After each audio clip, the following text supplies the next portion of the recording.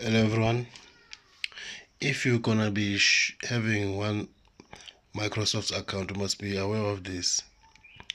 As you can see, this user here is having so many installed Microsoft 360 365 Office that it has been installed on this piece, which means this user has been logging onto different computers so for several times now for using the same OneDrive account.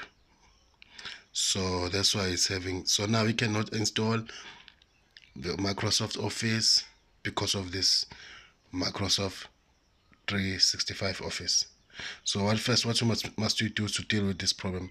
You must uninstall every Microsoft 365 Office, and as well as Microsoft OneNote. You must make sure to go each one by one and install it so that you can be able to install the new operating system for Microsoft.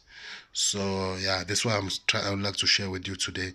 So must be careful when you are signing up on the Microsoft OneDrive account to a different too many PC that you're gonna be having the problem.